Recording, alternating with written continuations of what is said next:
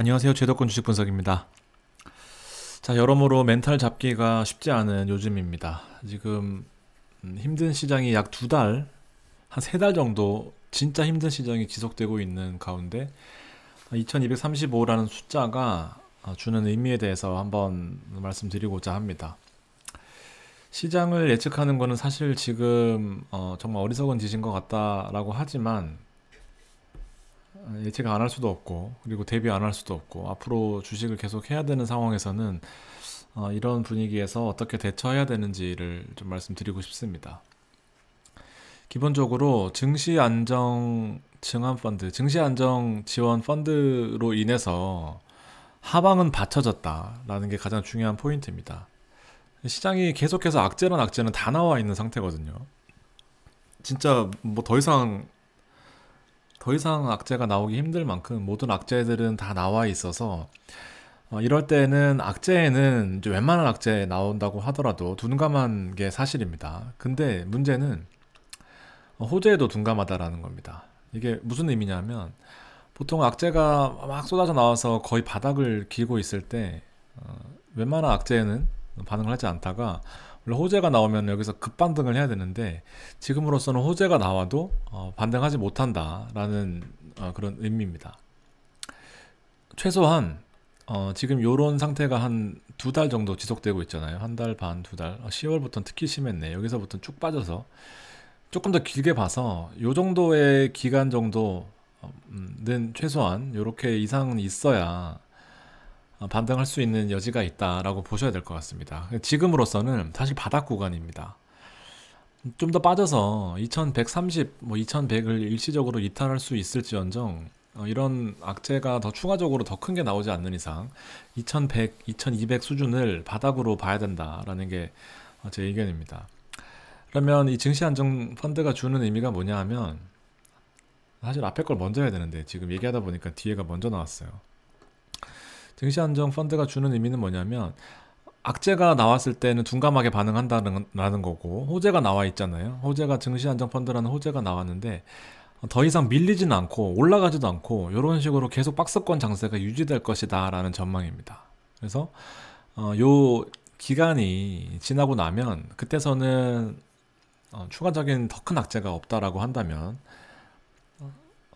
이제 올라갈 수 있는 여지가 있다라고 조금 더 한 두 달 정도는 여유 있게 보는 게 맞다라는 생각입니다.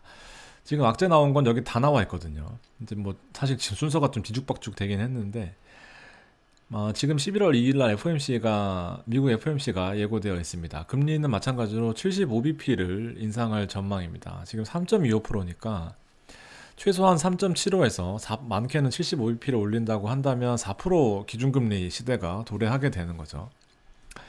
사실상 어마무시한 기준금리일 수밖에 없고요. 우리나라로 치면 이제 더 높은 금리를 요구하는 상태가 되고 지금보다 혼란스러운 시장이 올 것이라는 것은 자명한 사실입니다. 더 큰 문제가 있는데요. 미 연준에서 이제 9월 FOMC가 터미널 레이트, 그러니까 출구 최고 높은 미국 금리를 4.7 수준으로 예상을 했었는데 지금 5% 내외까지 상향 조정을 했습니다. 왜냐하면 물가가 안 잡히고 있거든요. 그래서 물가가 잡히지 않고 그다음 고용이 무너져야 되는데 그럼 고용이 무너지면 경기가 안 좋다라는 의미니까 이거 벼룩 잡다가 초과삼간을 다 태울 수 있겠구나 하는 그런 의미가 아니라 고용시장은 건재하단 말이죠. 그러니까 좀 더 공격적으로 금리를 계속해서 인상하는 그런 전략을 세우고 있다라고 해석할 수 있습니다. 그래서 4.7%였던 터미널 레이트이 5%까지 상향 조정되었다라는 게 더 큰 문제고요. 몇 번 말씀드렸지만 사실 가장 큰 문제는 금리가 뭐 오를 수야 있겠지만 보통 금리 정점을 찍고 나면 빠져야 되는데 지금 이게 아니라 금리가 오르고 나면 유지하겠다라는 거거든요. 이게 더 큰 문제인 것 같습니다. 언제까지? 아무튼 이제 시장에 이런 컨센서스들은 대부분 많이 반영이 되어 있다라고 보여지고요. 유럽도 이제 물가 상승률이 장난이 아닙니다. 그래서 연간 동기 대비해서 10% 정도 올랐다라는 부분 때문에 마찬가지로 금리 인상을 좀 더 공격적으로 하는 그런 시대가 도래했습니다. 자, 여기 이제 나와 있는 거 오늘 중요 주인공인데, 증시 안정 자금을 50.1 플러스 알파를 투입하겠다라고 지난 주말에 이제 또 한창 이슈였는데요. 저는 좀 일단은 지금 반짝 오를 수 있는 증시에 좀 풀매수 하겠다는 분들이 너무 많아요. 그래서 이게 그렇게 대단한 의미긴 하죠. 근데 그렇게 풀매수까지 해야 되는지는 사실 아직까지는 의문입니다. 그래서 앞서 차트 보면서 먼저 말씀을 드렸던 이제 그런 상황이고요. 풀매수는 지금으로서는 좀 더 주의해야 됩니다. 뭐 정하고 싶으면 연말이나 뭐 그렇게 해야 될 것 같습니다. 공매도가 극심한 기승을 부리고 있습니다. 10종목 전부 다 코스피고 1위는 S1이다. 중요 지표들도 발표 예정되어 있습니다. 10월 27일 날 미국 GDP, 10월 28일 날 PCE 지표, 개인 소비 지출 지표가 예고되어 있습니다. 뭐 11월 2일 날 FOMC를 앞두고는 일단 연준 의원들은 더 이상 이 금리에 대해 발언할 수 없는 이제 그런 블랙아웃이라고 하는데, 블랙아웃 시기에 돌입을 했기 때문에 전문가들이 예측하는 그 참고 자료를 참고할 수밖에 없는데, 어쨌든 4% 금리 인상은 기정사실화 되어 있는 이제 그런 사실입니다. 자, 증시안정펀드가 일단 채권 쪽으로 먼저 투입이 될 것이다 라고 합니다. 저도 이 기사는 처음 보는 거예요. 지금 이제 증시안정펀드가 아직 정확히 구체화되진 않았기 때문에 같이 한번 읽어보겠습니다. 이거 뭐 오늘 7시 41분이니까 좀 아까 나온 뉴스네요. 현재 시간 9시 반이고요. 좀 저녁 먹고 늦게 들어오는 바람에 지금 이제 요 처음 보는 기사입니다. 이건 광고라서 가려놨고요.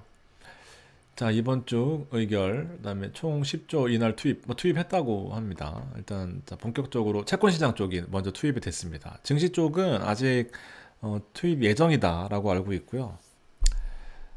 지금 워낙 그 나라 돌아가는 게 시끄럽다 보니까 이런 되게 큰 이슈들이 묻히고 있는 것 같습니다. 아무튼 정확히 뭐 어떤 그 정책을 수립해서 발표한 게 아니라, 일단 뭐 지금 워낙 시끄러운 뉴스들이 많기 때문에 좀 무마성 그런 내용들이 있지 않나 싶고요. 이미 실기했다. 왜냐하면 지금 채권 시장은 난리거든요. 저도 뭐 주식도 채권도 여러 가지 하는 PB로서 말씀을 드리자면, 채권 있잖아요. 전단체나 뭐 기업보험, CP 이런 것들 전단체. 보통 전단체는 3개월 이하의 만기입니다. 3개월 이하. 2013년부터 아주 대규모 법인들, 자금을 몇백억, 몇천억, 몇 조 단위를 운용하는 법인들은 전단체를 빼놓고는 투자를 할 수 없을 만큼 전단체는 기업 자산 운용에 큰 역할을 해왔습니다. 3개월 이내로 만기가 되는 짧은, 이제 언제 돈이 나갈지 모르니까 뭐 1년, 2년, 3년 이렇게 투자를 할 수 없기 때문에 대부분의 포트폴리오를 전단체로 구성하는 경우가 많고요. CP는 뭐 1년 이하, 이렇게 6개월 보통 되는 짧은 투자 상품인데, 전단체가 한 2달 전만 해도 4%대, 5%대였습니다. A1 등급이요. A1 등급이면 우리나라로 치면은 거의 뭐 삼성전자급입니다. 제일 높은 등급이에요. A2, A1부터 이렇게 A3까지 있는데,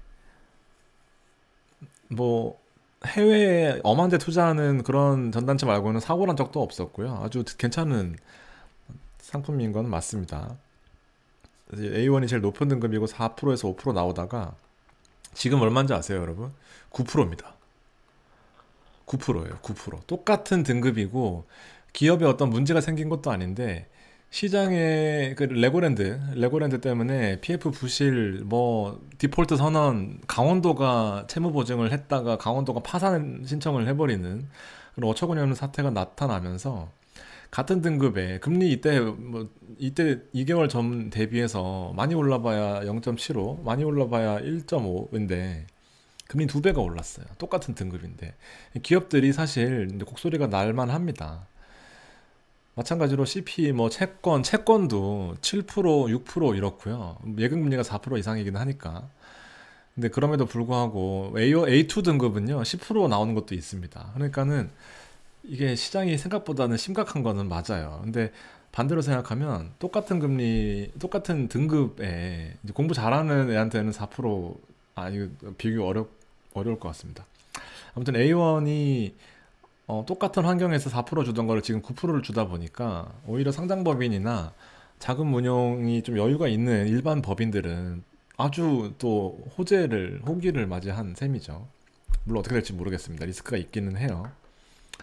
이런 상황이 있다 보니까 아주 심각하다라는 부분입니다. 그래서 오늘만 해도 채권 안정 펀드를 동원해 수백억 원의 기업 자금을 지원했다. 수백억 원 가지고 지금 택도 없습니다. 지금 이거 보시면요, 기사로 자주 보셨을 텐데 PF 도래하는 금액이 40조, 50조입니다. 그래서 여기 보면은 이제 체험펀드 20조를 비롯해 뭐 큰 이 버퍼는 뒀나 봅니다. 정책금융기관의 회사채, 기업원 매입 16조, 증권사 3조, 뭐 50조 이상을 투입하기로 했는데 언제 투입할지는 시장에서는 사실 받아들이기 힘들어요. 저희는 사실 관심도 없습니다. 이거 뭐 어떻게 하라는 건지. 오히려 이제 금리가 더 오르는 상태고요. 금리가 올랐다는 건 어쨌든 시장의 투자자들이 금리를 더 줘야 관심을 가진다라는 거기 때문에 상황이 더 안 좋아졌다라는 내용입니다. 같은 날 소폭 마감했던 국고채 금리도 하루 만에 상승 전환했다. 국고채 금리가 또 올랐으면 국가 신용등급 바탕으로 발행되는 채권이 올랐으면 일반 기업, 일반 법인들은 더 올라야 됩니다. 그래서 오르는 게 좋지 않은 이제 그런 상황입니다. 그래서 치솟는다라는 표현을 했고요. 보통 3년 만기 국고채 금리가 기준 역할을 합니다. 중심 역할을 해요. 그래서 이 국고채 금리다 하면은 3년 만기 국고채 금리를 보시면 될 것 같습니다. 그래서 투자 심리 개선이 채 하루를 넘기지도 못하고 아주 좋지 않다라는 겁니다. 사실 정확히 판단했네요, 이 기자분께서. 좀 흐름이 좀 보이시나요? 지금 시장에서 가장 큰 문제는 어쨌든 PF 관련된 유동화 증권의 차환, 대출 만기가 됐을 때 다른 투자자들을 못 구하기 때문에 이제 금리를 2배, 3배 주고도 못 구하는 상태죠. 근데 이 PF는 결과적으로 토지로부터 시작해서 공사를 한 다음에 공사가 완료된 다음에 이제 분양을 통해서 이 분양금으로 이 대출을 갚는 거잖아요. 근데 이 만기가 계속해서 도래하는데 PF들은 이 만기 때마다 이제 고생인 거예요. 만기 때 3% 하던 금리가 6%가 되는 거고 9%가 되는 건데 9% 주면은 손실이 나고 돈을 9% 줘도 못 빌리니까 결국에는 파산 신청을 하는 거고, 그럼 이 전체적인 사업장이 이제 붕괴가 되는 거죠. 이제 이런 위기에 있는 어떤 이제 PF나 구조화 금융 시장에서 아주 문제가 많다라는 그런 내용입니다. 뭐 다 아실 것 같습니다. 증권사만 27조, 건설사도 5.1조, 그러니까 뭐 많게 그런 상황입니다. 그래서 이렇게 규모를 짜놨다라는 거 앞서 그래서 보셨고요. 지금 사실 롯데케미칼을 제가 그 VIP 50만 원씩 내고 저랑 카톡 하시는 분들한테 추천을 드렸습니다. 물론 한 달 계속 잘 해오다가 저번 달에 마이너스 나는 바람에 이번 달에 돈 안 받고 하고 있는데요. 롯데케미칼이 롯데건설에다가 자금 지원을 했습니다. 이거 실제로 저는 현장에 있잖아요. 롯데건설이 안전하다, 안전하지 않다라는 이제 두 갈래로 크게 나뉩니다. 안전하다라고 하는 거는 롯데건설이 설마 망하겠어? 롯데건설이 아무리 그래도 롯데건설이 망하진 않을 거야 하면서, 그리고 또 두 가지 1-1의 근거는 PF로 노출된 금액이 많지만, 위험에 노출된 금액이 많긴 하지만 결국에는 둔촌주공이 워낙, 둔촌주공 컨소시엄이 있잖아요, 현대건설이랑. 그래서 둔촌주공에 대한 익스포저, 청담 삼익 아파트 재건축하는 이제 거기에 익스포저 들어간 것들이 너무 많아서 사실은 그거 외에는 PF 금액이 많진 않다라는 그런 내용이지만, 이제 두 번째 현장에서 느끼는 거는 조금 더 심각합니다. 롯데건설이 이 PF 단기 만기가 도래하는 것들이 전부 다 1월 초예요. 진짜 심각하게 많습니다. 이거 진짜 많아요. 1월 초는 다 롯데건설이에요. 아까 말씀드렸던 9% 10%가 다 롯데건설 겁니다, 사실은. 그래서 이거 롯데건설이 신용등급이 AA 인가 AA-인가 뭐 그렇지만, 증권사가 이 롯데건설을 보증하는 형태면 증권사 신용등급을 따라가거든요. 근데 증권사 신용등급은 웬만하면 A1입니다. 물론 좀 낮은 등급의 증권사도 있긴 하지만 증권사 신용등급을 따라가기 때문에 A1 채권이라고 증권사 신용도를 따라가게 되는 건데, 롯데건설이 1월 초에 PF 만기가 너무 많아요. 그래서 지금 사실 이대로 갔다가는 롯데건설은 진짜 단기 유동성 위기에 봉착할 수도 있었던 이제 그런 상황인데, 다행히도 모기업 롯데케미칼이 롯데건설의 지분을 한 40% 이상 들고 있는 걸로 알고 있습니다. 롯데건설이 발행한 회사채를 롯데케미칼이 다 사주면서 일시적으로 롯데케미칼이 급락했습니다. 근데 여기까지는 괜찮았어요. 급락한 다음에 제가 매수 추천을 했거든요. 근데 웬걸 그 다음날에 유상증자 하면서 롯데건설 2천억 원을 또 조달하고 5천억 이 전화가 갑자기 죄송합니다. 전화. 저 방송 중입니다. 죄송합니다. 어디까지 했지? 5천억. 아, 5천억. 아무튼 이 상황이 좋지 않다 보니까 헷갈리네요. 5천억이 유상증자인지 2천억을 채무보증했는데, 일단 5천억 혹은 2천억을 채무보증했고 5천억 또는 2천억을 유상증자로 롯데건설이 발행한 채권을 롯데케미칼이 매수한 이제 그런 상황입니다. 갑자기 머리가 하얘져서 둘 중에 헷갈리는데, 하여튼 이해도가 높긴 한데 이게 헷갈리는 이제 그런 상황입니다. 자, 아무튼 부도 난 이런 내용들도 있고, 교보도 여기도 있네요. 이런 식입니다. 여기 저도 기사 처음 보는 거거든요. 한투는 완주 ABCP를 전액 매입했다. 유동성 부담을 줄이는데 투자자들이 차원을 거부하면서. 이해되시나요? 보통은 여기서 이렇게 쭉 건설 기간 동안 만기가 도래할 때마다, 전단체는 3개월마다 만기라고 했잖아요. 근데 보통 건설 기간은 26개월에서 뭐 한 8개월 이 정도, 2, 3년 정도 되는데, 전단체는 만기로 계속해서 자금을 공급하는 형태로 이루어졌는데, 금리가 뻥 뛰다 보니까 이제 금리가 뛰는 건 둘째치고 시장이 너무 안 좋아지다 보니까 난 더 이상 안 들어갈래 해버리면 이제 망하는 거죠. 그래서 전단체를 발행한 회사 말고 이 전단체를 보증한 한국투자증권이 이 PF ABCP를 전액 매입했다. 이게 에셋백이거든요. 자산 담보 기여보험입니다. 차원 발행으로 보통 유동성 부담을 줄이는데, 이 투자자들이 차환을 거부하면서 주관사인 한국투자증권이 자체 자금을 사용해서 이 신용 보강을 해준 겁니다. 되게 안전하다고 봐야 돼요, 사실은. 교보증권도 마찬가지로 전액 매입했다. 전액 매입했다라는 내용이 결국에는 투자자들을 못 구해서 증권사가 사실 부실 채권이라고 볼 수는 없지만 이 차환 발행에 실패한 채권들을 매입했다라는 이런 내용입니다. 너무 쓸데없는 거에 길게 얘기한 것 같긴 한데, 이게 아닌데 오늘 방송이 좀 이상한데요. 아무튼 제일 중요한 건 사실 이거예요. 증권펀드가 증시에 주는 의미가 제일 중요하다라고 보고 나머지는 겉절이었는데, 사실 왜냐하면 이런 부분들을 오늘 제가 커피숍에서 앉아 있었는데, 아침에 1시간 정도 할 게 있어서 앉아 있었는데, 젊은 친구들도 레고랜드 PF 부실에 대해서 얘기를 하고 채권 금리에 대해서 얘기하고요. 3명이서 모여서 잠시 후에 다른 4명의 중견 맞나? 중견 남성 아닌데 중년 남성들이 제가 중견 기업을 하도 이렇게 하다 보니까 헷갈리네요. 중년 남성들 넷이서는 이제 어떻게 투자해야 되냐, 이렇게 약간 동호회 같은 느낌으로 이렇게 채권 얘기를 하고 있더라고요. 사실상 조금 더 채권에 대한 이해도가 있다고 하면 마찬가지로 이런 것들이 진짜 좋은 기회가 될 수 있어요. 여러분 주식 해보셔서 아시겠지만 주식으로 10% 벌기 쉽지만 50% 까이긴 더 쉽거든요. 그래서 안전하게 10%씩 가자라고 하는 채권 투자가 최근에는 좀 약간 각광을 받고 있기도 합니다. 그래서 저도 종목들을 참, 롯데케미칼 추천하다가 여기까지 왔구나. 어디 갔어?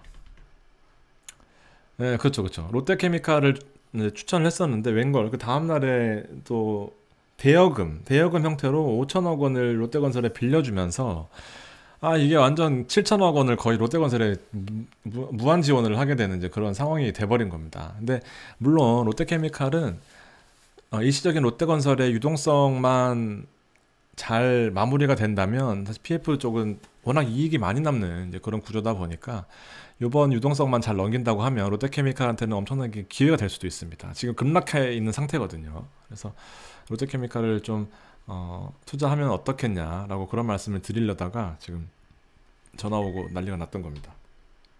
갑자기 또 찾네요. 원래 이 시간에 사람들 안 찾는데. 자, 그래서 중요한 것은 이 짧게는 한 달, 10월에서 11월, 조금 더 급락한 기간까지 길게 본다면 9월에서 11월까지의 기간은 증시안정펀드가 역할론적인 그 설에 있어서는 이 시장을 받쳐주는 역할을 할 것이다. 이 증권펀드가 나왔다고 증시가 뻥 뛰는 걸로 기대를 할 수 있겠지만 그러기에는 시장이 너무 악재가 많아요. 그렇지만 한 가지 장점, 한 가지 단점은 악재에 둔감하고 호재에도 둔감하지만 결국에는 이 시기가 지나면 원래 되게 중요한 기술적 분석 중에 하나가 급락한 만큼 이렇게 또 해야 이렇게 올라가는 거거든요. 이것도 같은 기간입니다. 같은 기간이어야 돼요. 이게 그래야 이렇게 올라가는 거거든요. 이렇게 올라가진 않죠. 이런 식으로 여러 가지 내용을 좀 종합해 보면 이럴 가능성이 크다라는 제 의견을 좀 말씀을 드리고자 했던 오늘 방송이었습니다. 자, 좀 도움이 되셨는지 모르겠지만 또 이렇게 오늘 같이 하고 싶어서 말씀드리고 싶은 것들이 생겨서 방송하는 것에 또 묘미가 있지 않을까라고 좋게 잘 포장을 해보고 싶고요. 여러분들도 힘드시고 저도 엄청 힘들어요. 그 동료들은 지금 하나둘씩 아파 쓰러지기 시작하고 있습니다. 아니, 웃으면 안 되는데 진짜 심각한 상황이에요. 정말 뭐 한 두세 시간은 하루에 말도 없는 시간들도 있습니다. 하여튼 저희도 힘들고 여러분들도 힘들겠지만 또 이 시기 또한 지나가고 이 시기에 엑싯 하시는 분들은 나중에 또 후회하실 수도 있으니까 이왕 이렇게 버린 몸 조금 내버려 두고 한꺼번에 씻으면서 확 올라가는 그런 시기까지 열심히 기운 내시기 바라겠습니다. 긴 시간 들어주셔서 감사합니다.